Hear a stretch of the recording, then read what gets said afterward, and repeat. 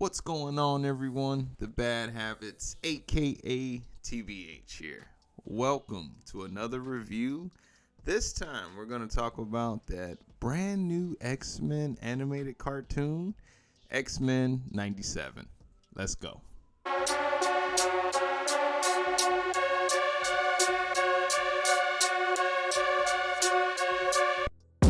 Thanks again for joining me. Full disclosure here, I did not go back and watch the original run of the cartoon. I watched the shit out of that when I was like 7, 8, 9 years old. For this video, we're going to talk about the first 2 episodes that released. They're pretty short, so this won't take long at all. This will be a quick in and out reaction video. For the background movie of choice, I went with Days of Future Past, which is, one of the better X-Men films. Stay tuned because this year there will be a 10-year review for this film, and among others. Yeah, this is a big year for X-Men. Episode 1 sort of reestablishes our status quo here, if you will. Sort of reintroduction to the characters. And then we get dumped into a very cool action scene. Off the rip, it felt like a direct continuation of where we left off. I don't know where we left off, to be fair, but, for someone without the context, I wasn't lost. This opening fight emphasized the team element completely, down to, Gambit and Wolverine. Even though this team isn't perfect, far from it, I might say, I really have come to respect Cyclops as a character. Growing up, I always thought Cyclops had this huge stick up his ass, to be real with you. I get it now. Most of these teammates, these X-Men, a lot of them are actual teenagers who are attending a school. Yeah, needless to say, I do not envy Scott's role in this one. It's crazy what 20 plus years can do for you. Time, maturity, and all that fun shit. Because back in the day, Scott being, this emphatic leader, I just never really settled in. But hey, maybe TBH is growing as well. When we're reintroduced to Jean, she's getting ready to go into labor. She's, 9 months pregnant, getting ready to fucking pop. Jean is urging Scott to leave the team behind so that her, Scott, and the baby can, start their lives. Meanwhile, Scott, being, the leader he is, he wants to stay behind and, continue fighting the good fight for good old Charles Xavier. It's only a few minutes or so into the runtime, so this is clearly an important storyline that we're going to follow throughout the rest of the season, if not more. I really like little breadcrumbs like that. Did you know the professor is dead? Did you know?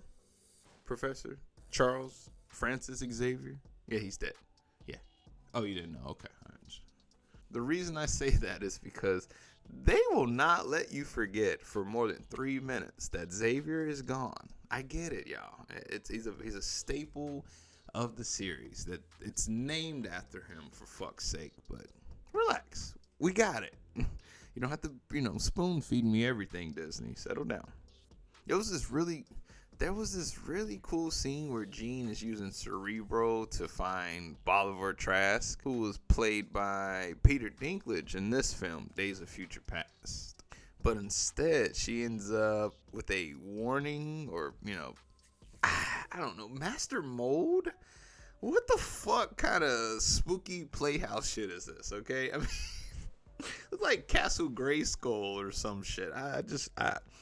Maybe Master Mold is a threat, but I gotta be honest. Until I see it, I'm not sold. Skeletor is more intimidating than fucking Master Mold. Whatever. I appreciate you. One of the more shocking things in this episode, standouts really, was the voice acting.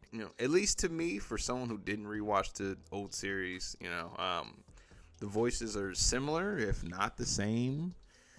Ooh, but there was a couple standouts. Let me be real. Bishop. Who the fuck? Who's playing Bishop, y'all? They got my man out here screaming his ass off like fucking Scatman Carruthers in the OG Transformers movie. Do you remember that motherfucker? I really don't remember what he said, but it was the inflection and the tone. It was the voice. It's just, it was so cartoony. It was like, it's like watching, let's say a Japanese anime from the 1980s do a black character. I don't think this is the right word for it, but there's a bunch of coonery in that, and I gotta call it out. But on the flip side of that coin, the other standout, and this is in a good way, was Storm's voice actor. Yep, she fucking carries gravitas in her performance. Speaking of Storm, actually, I mentioned Scott earlier, how he gets to shine. Honestly, Storm really fucking outdid him at the climax of the first episode. She really just comes in with the showstopper and just puts an end to the shenanigans. No problems. Did you know the professor was dead? Okay.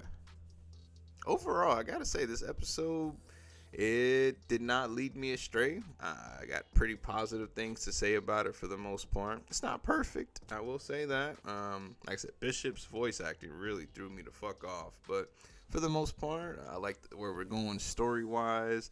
The reinterpretation of these characters. So far, so good. Wolverine didn't get a lot of screen time, and that's okay. I'm a huge Wolverine fan. I have this unhealthy obsession with Wolverine, but yeah, he didn't overstay and he didn't take over the fucking series like he did with the films. I appreciate that. Rogue makes an appearance. Rogue and Gambit have a little bit of flirtationship going on, or possibly more. Spoiler alert here. It's revealed that Magneto and Rogue actually had a thing in the past. This episode ends with the stinger that was in the trailer. Magneto's in Xavier's office reading his last will of testament, and what do you know? The twist is that all of that has been left in Magneto's name. Should I say Eric Lehnsherr? Now, for episode 2, I didn't take as many notes on, so this is going to be really, really short. This one is mainly about Magneto. I would say he's the star of this episode for the most part. He gets pulled in for his crimes in the past. He has to answer for in front of the UN. Long story short, of course, there's an action sequence that needs to happen. So, he and Storm end up, banding together to sort of hold off the enemy. It's a really good episode for Magneto.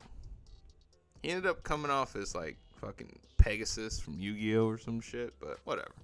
He's really trying to prove that he's turned over a new leaf and that he's not the same old Magneto that we've, love and hate at the same time. He's actually proven that, he's got some layers to him. Ian McKellen, Michael Fassbender, both actors kind of played those roles, in my opinion, to damn near perfection. I love Magneto. We'll get into that once we do the movie reviews later on this year. But yeah, there's a lot of love here for Eric Lehnsherr. I mentioned earlier that Jean goes into labor. She ends up giving birth to good old Nathan Charles Summers, a.k.a. Cable.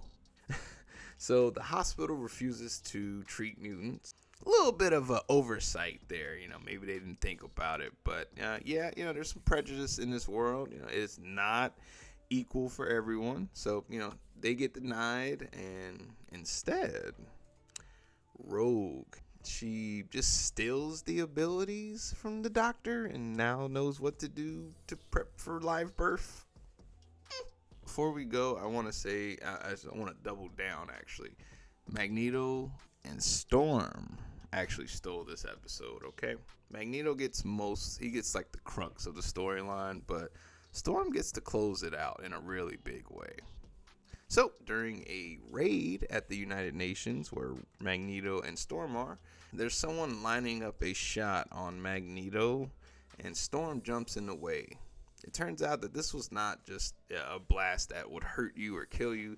It actually took her powers. She ends up legit sacrificing, probably in her eyes, what's more than her life? Her powers, her connection to the earth. So it's really, really heartbreaking. She's at a point in her life where she's like, I don't know where I'm going, but I can't stay here. And she departs on a bus. One of my favorite moments was Magneto. He gives a speech to the United Nations Congress members. Long story short, he ends up beaming them into space, if I'm not mistaken, to protect them. A nice little energy ball, whatever. He gives this really good speech, about why he's just trying to find equality against, bigots and racists. He's legit trying to, become the person that Xavier wanted him to be. He hit us with this little bit of a bomb at the end of the speech. Please do not make me let you down. Fucking bomb right there, man. Bars. And with that being said, that just about ends the episode. The community of Genosha joins the United Nations as a equal member, and things are progressing. But we got to keep you coming back next week, of course. So it ends with a cliffhanger.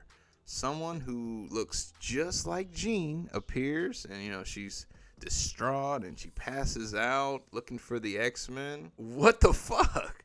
We just spent 2 episodes with this Jean who just gave birth to Nathan. What's going on? I have no idea, folks. I gotta say, I don't even know if I'll end up making a follow-up video for this series. I might not. I'm not sure. But overall, I am really impressed with where we're heading. I'm intrigued and I'm in. So, yeah, I'm going to be checking it out. As of right now, I'm editing multiple videos. I have one for El Camino, a Breaking Bad story. This movie right here. Also, Wonka's being edited. I also have this brand new gaming series I've been working on. Episode 1 is dedicated to Mirror's Edge, specifically this game. So, yeah, if you're new to the channel, please hit subscribe, follow, comment, like, do all the stuff. Let's get the community growing. Feel free to yell at me in the comments about how wrong I am or how whatever. Just let me know what you thought about the episodes. And other than that, y'all, I've been The Bad Habits, a.k.a. TBH. I'm signing out, y'all. Deuces.